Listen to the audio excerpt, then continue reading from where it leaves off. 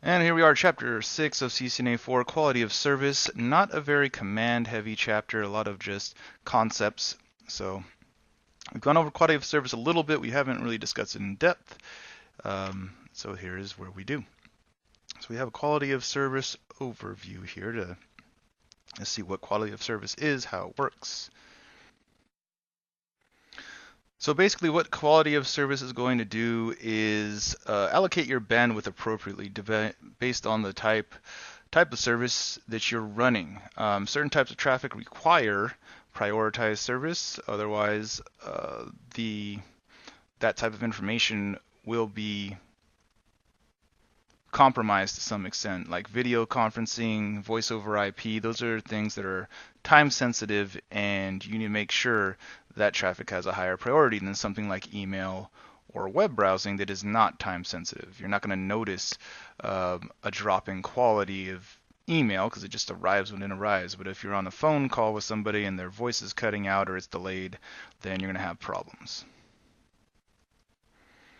So basically when bandwidth is reaching its limits, then you've got queuing of packets that's going to happen in your device, basically filling up the device's memory until bandwidth becomes available so that it can transmit data.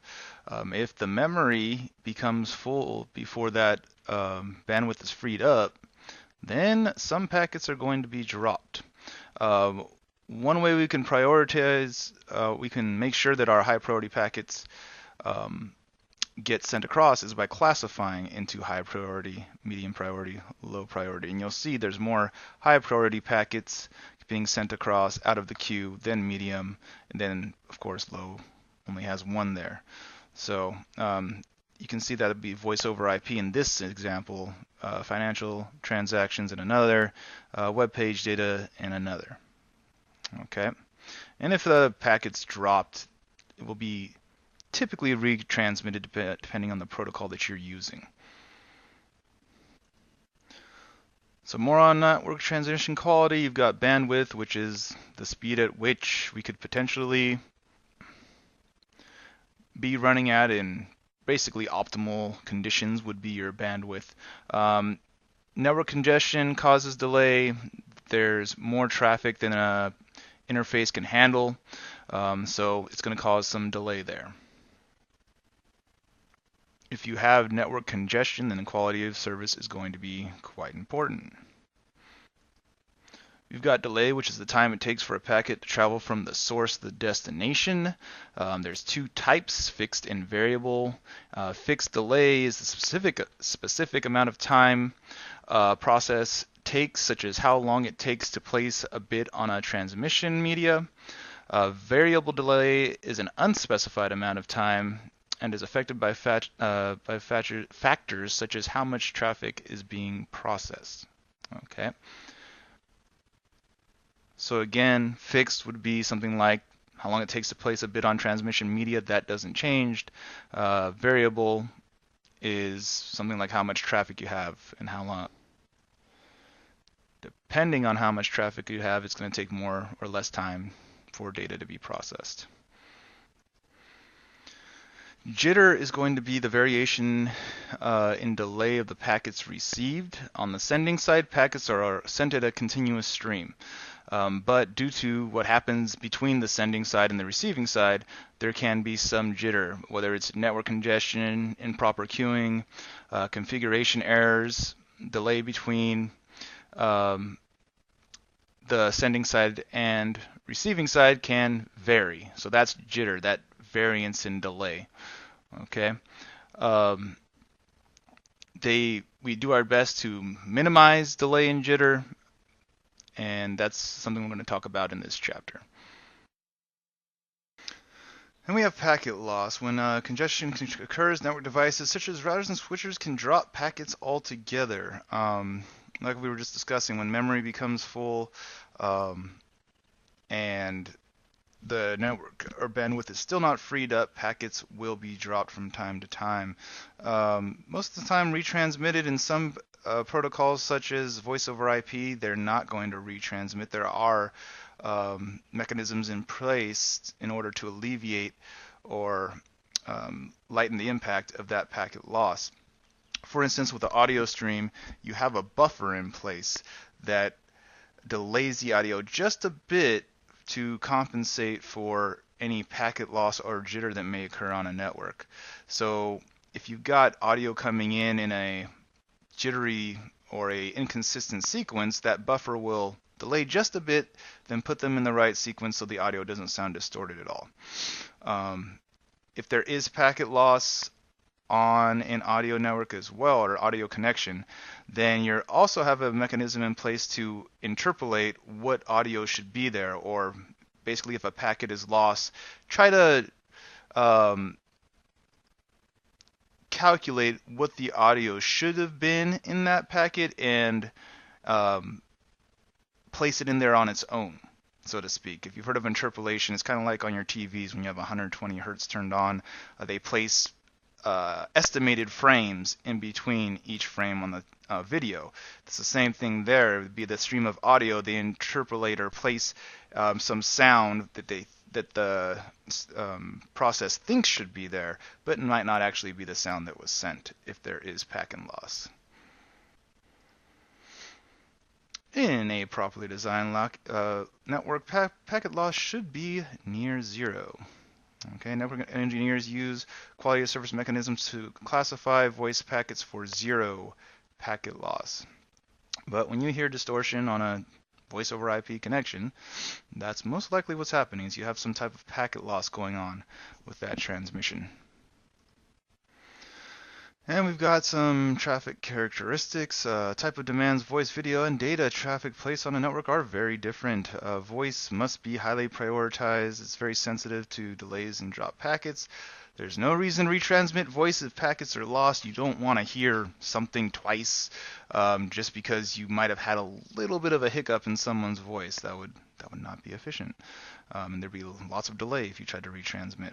They must receive a higher priority than other traffic. They can tolerate a certain amount of latency, jitter, and loss without noticeable effects. For instance, you can have up to 150 milliseconds of latency you can have jitter equal to or less than 30 milliseconds. Your loss can be 1% or less.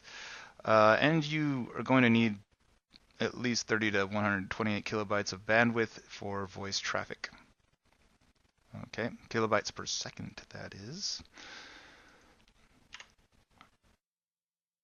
And we have voice, which is less resilient to loss than video, which is less resilient to loss than voice, and has a higher volume of packet data per packet, because of course there's a lot more being sent in a video or video chat. Video can tolerate a certain amount of latency loss and blah blah blah without noticeable effects, just like voice, but it's a little different. Your latency has to be between 200 400 milliseconds. Your jitter anywhere between 30 and 50 milliseconds or less. Latency 200 to 400 milliseconds or less, I should say, for the latency, and same thing for jitter. 30 to 50 milliseconds or less for jitter. 200 to 400 milliseconds or less for latency. Your loss, where it was at 1% for voice, it has to be 0.1 to 1% for video. In your bandwidth, you want to have anywhere above 384 kilobits a second to 20 plus megabits per second for your video. Okay. So that's all that goes into video, and we're going to see, I believe, in a second, setting up that priority. Data, well, data applications typically have no tolerance for data loss. Email, web pages, you don't want to see something on a web page that doesn't supposed to be there. If your email shows up incomplete, that is going to be an undesirable situation. So it is not sensitive to, so it's not sensitive to data loss, but it's very it is sensitive, I'm sorry, to data loss. It's very insensitive to drops and delays compared to voice and video. It's TCP, so it retransmits data that's dropped, so that's not a big deal. If you don't get an email 1 second before you should, then you're not even going to notice it. If a web page takes a little longer to load, oh well. It's not going to be sensitive to that type of stuff like video and voices. Okay. There are some interactive applications, gaming, things of that nature that could be a little more sensitive to delays, but still it's not going to have the same type of impact as it would on video or voice. One queuing technique is first in, first out. Basically, there's the fastest method of queuing because there's no decisions to be made. Whatever comes in first is going to move out first. There's really not any quality of service going on here. Essentially, it's just moving things through as fast as it can and queuing up the, filling up the memory. If the memory gets full, it's going to drop those packets. Okay. This may sound like a bad idea, but if you have minimal congestion and little delay on your network, then this may be all you need, because you aren't going to have things being dropped, and if they are dropped, it'll be very, very rarely. So you're not going to run into too many problems. But if you have congestion, you have delay, if that is a concern, you wouldn't want to use first in, first out. Weighted fair queuing allows you to basically classify traffic and allocate it based on the type of service. In your IP header, there is a type of service value that is discussed later on, but basically allows you to, by that type of service, either give traffic a high priority, medium, normal, or low priority. So this would allow you to give low volume traffic like low volume interactive traffic like telnet or voice or video, higher priority than high volume traffic like FTP sessions, transferring files that don't need that high priority and are more resilient to latency and delay. Weighted fair queuing not only can use the type of service, you can also use IP addresses, MAC addresses, port numbers, protocols to classify traffic if you'd like to as well. So those are methods that you have. It does not support tunneling and encryption because those modify the packet content information required by weighted fair queuing to classify the traffic. So since those tunneling and encryption are going to modify that information, weighted fair queuing cannot be used with them.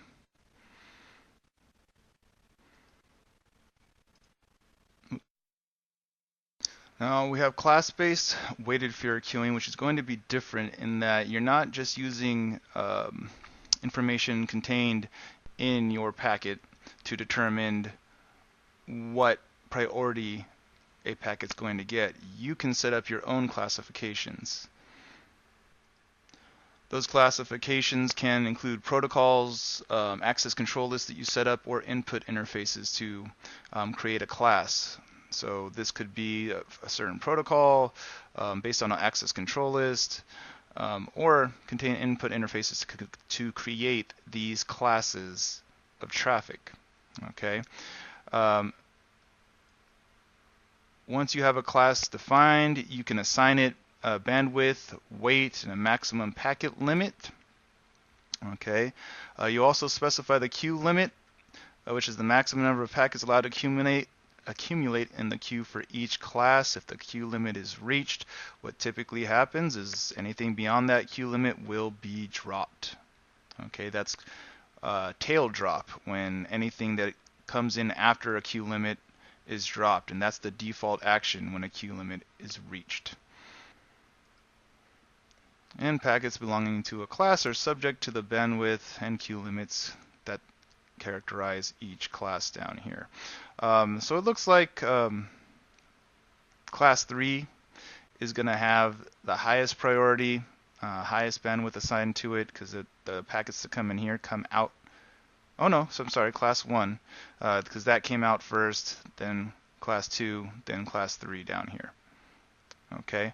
When you assign a bandwidth, just go back to that. There is a guaranteed bandwidth that that class will be allocated when there's network congestion. So that's what the bandwidth would be that you set there. Okay. So low latency queuing is going to allow you to basically create priority for packets that contain voice or maybe video conferencing packets that need a higher class of priority. If you had those items in class 1, class 2, class 3, they would be treated the same as any other data in that class and be allocated that same bandwidth. With this setup for low latency queuing, when you receive voice packets, you're going to send them out first no matter what. Okay? So they will be giving priority over everything else every time they come in, which is going to be important because voice is not tolerant to delay and jitter. So it's going to cause less issues with your voice traffic than if you were to place it in class 1, class 2, or class 3. Okay, you can see the bandwidth assigned to packets of a class determines the order in which they are sent.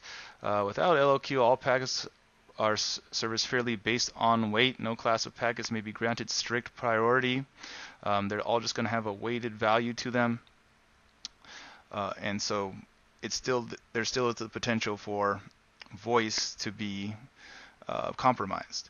LLQ allows delay-sensitive data such as voice to be sent first. So again, it's going to be sent out first, really before any other traffic is processed if you have it set up, this LLQ set up. Even though you could put other types of services in this priority queue, Cisco does recommend that you only use it for voice. So next we have some quality of service mechanisms to discuss. We've got best effort, integrated services, differentiated services. Okay, so best effort, not really an implementation of quality of service at all, just uses quality of service is not required, uses the best effort to get things from one place to another. That's about it, does not guarantee anything, and we'll talk about it more in detail down here. Integrated services provides very high quality of service to IP packets with guaranteed delivery. It defines a signaling process for applications to signal the network that they require special quality of service for a period, and that bandwidth should be reserved. Interserve can severely limit the scalability of a network, and we'll talk about that more when we get into the interserve section. Integrated services section. Differentiated services provides high scalability and flexibility in implementing quality of service. Network devices recognize traffic classes and provide different levels of quality of service to different traffic classes. And we'll discuss that in just a moment as well. So first, best effort, which is the easiest to discuss because really there's no quality of service involved. It's most scalable and what is used throughout the internet in general. There's no guarantee of delivery. Scalability is only limited by bandwidth limits. All traffic is created equally. Drawback to that, packets will arrive whenever they can in any order possible, if they arrive at all. No special quality of service mechanisms required. No packets receive preferential treatment. Okay, easiest and quickest model to deploy, but critical data is treated the same as email is treated. So an emergency voice call would be treated the same as email in this best effort scenario. All right, here we have integrated services. Uses resource reservation and admission control mechanisms as building blocks to establish and maintain quality of service. The edge router performs admission control to ensure that available resources are sufficient in the network. So basically you have these end devices here, And before they start sending data back and forth, this device is going to communicate with the router basically to initiate that data transmission, saying, okay, this is the bandwidth I need, this is the delay I can tolerate. Can you give me that quality of service to start this session? The router is going to do some checks and say, okay, as long as the data is which you stated it is, then the network can support that quality of service from one link to another, or from one source to a destination. And once the router gives the okay, says yes, I can provide that quality of service, then the data begins to transmit. If it can't, the application on the device is just not going to send the data, because it knows that the data could be compromised or won't be received on the other end in the state that it should be. Okay, so it's going to be kind of on a per request basis, this quality of service. Can you offer this quality of service? If yes, send. If no, then I'm not going to send. So again, the standard assumes that routers along a set path set and maintain the state for each individual communication. So it's the router's job to maintain that communication. If the network devices along the path can reserve the necessary bandwidth for the originating application can begin transmitting. If the request reservation fails along the path, the originating application does not send the data. So if it requests that bandwidth and it can be delivered, it sends. If the bandwidth cannot be guaranteed, then that data will not be sent. And again, like it says here, that edge router is going to perform that emission control. Okay. So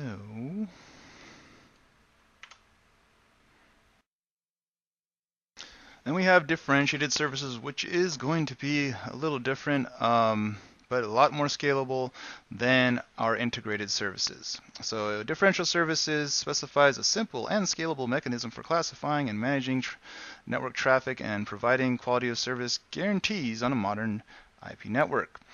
Can provide an almost guaranteed quality of service while still being cost effective and scalable.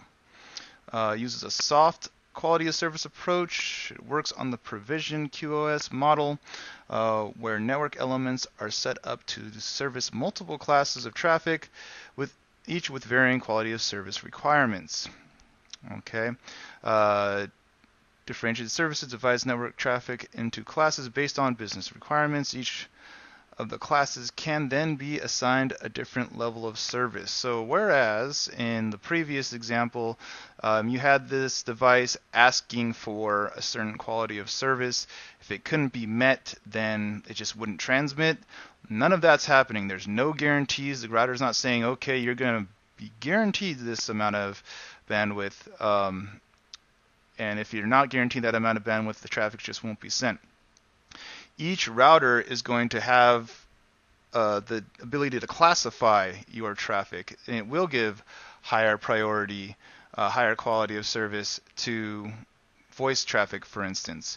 And then maybe for your email and data traffic, it would give just a best effort to try to get it through. There can be different classifications of traffic set up on each device, but based on the traffic it receives, it's going to place it in that class and send it on forward. Okay. For the most part, that's going to be sufficient to make sure the quality of service is high for your voice, and you have the desired bandwidth available, but there is no guarantee. It's almost guaranteed, whereas integrated services was guaranteed. You asked the router, do you have this bandwidth available? And it said yes or no, and you transmitted based on that. It's going to be somewhat a more complex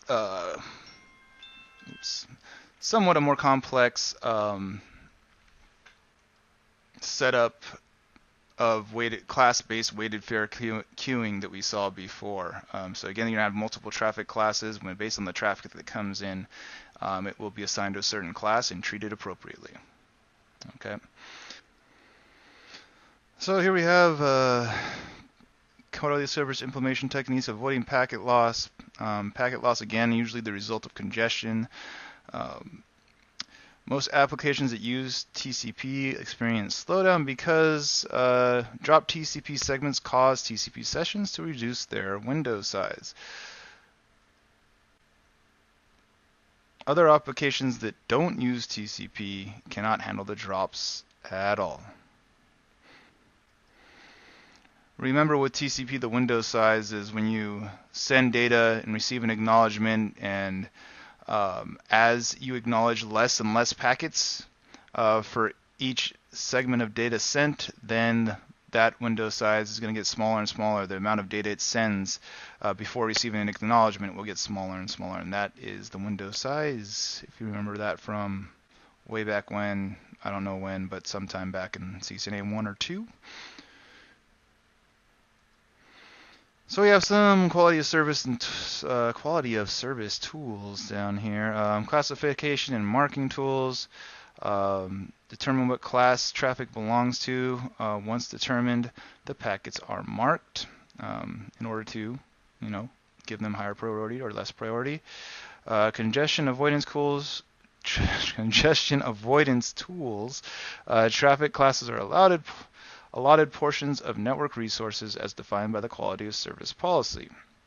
The quality of service policy also identifies how some traffic may be selectively dropped, delayed, or remarked to avoid congestion on those lower priority packets, most likely data, email, things of that nature. The primary congestion avoidance tool is WRED and is used to regulate TCP traffic in a bandwidth efficient manner before tail drops caused by queue overflows occur. And congestion management tools down here, we already talked about CBWFQ, KWFQ, and LLQ algorithms a little bit further back. And when traffic exceeds network resources, we've talked about it being queued. And if the queue fills up, then tail drops can occur or drops can occur of packets. Alright, remember that's cost-based, weighted fair queuing, and low latency queuing on those two.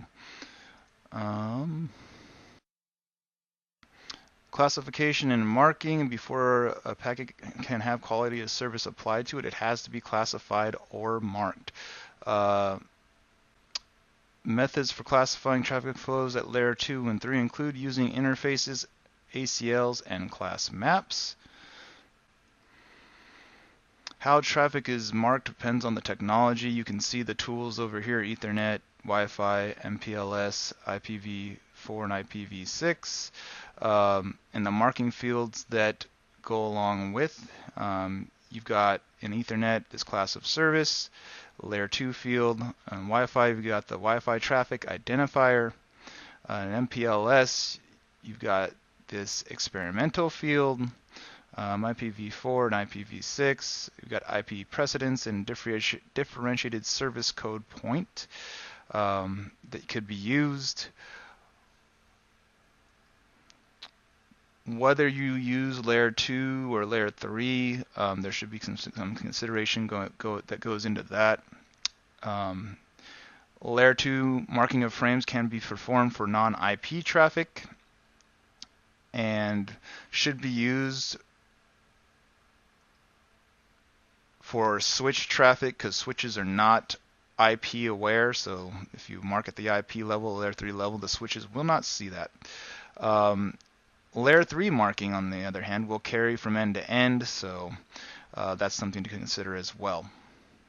Okay, so it will be appropriate to mark with layer 2 or layer 3 depending on your situation. So we've got the marking at layer 2 and marking at layer 3. You're going to add some data to your frame. For layer 2, you've got two headers that are added. You've got the TCI field, which is the tag control information field. You also have the PRI field, which is a 3-bit field that identifies the class of service markings, this PRI field here. Okay, so you've got TCI, PRI is a 3-bit part of that. All right, because it is 3 bits, it allows you to have 8 different classifications that you can set up. And if you want to see how that breaks down, it looks a little something like this. So since you have 3 bits, that's all you can change is those 3 bits. And then if you look at all the combinations, you've got 8 different combinations of it, which can classify your data as such, your packet as such. In IPv4, you've got a type of service field, and you've got a traffic class field in your layer 3 IP header. So that's something we've seen as we've broken down the layer 3 IP header back in previous chapters. So that's where that type of service goes.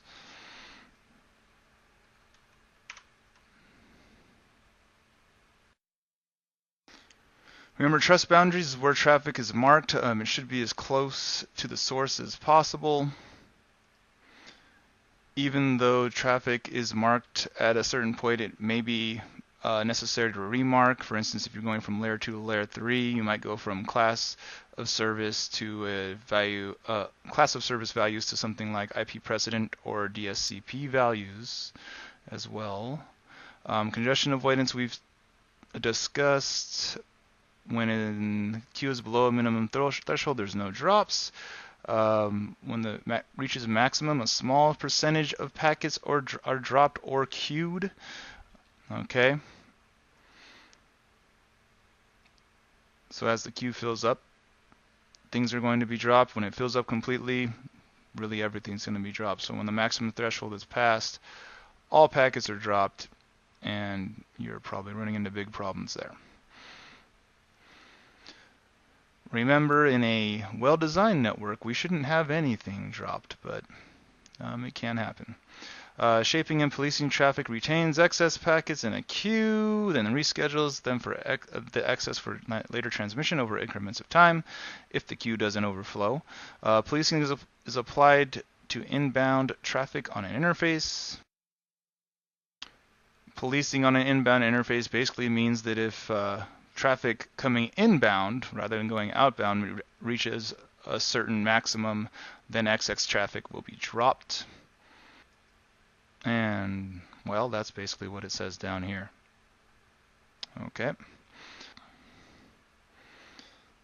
So, we move on, and we don't move on. So that's about it for quality of service. Again, no commands in this chapter. But a lot of, just information about quality of service and how it works. So that's it for chapter 6. 2 more chapters left. Hopefully get them done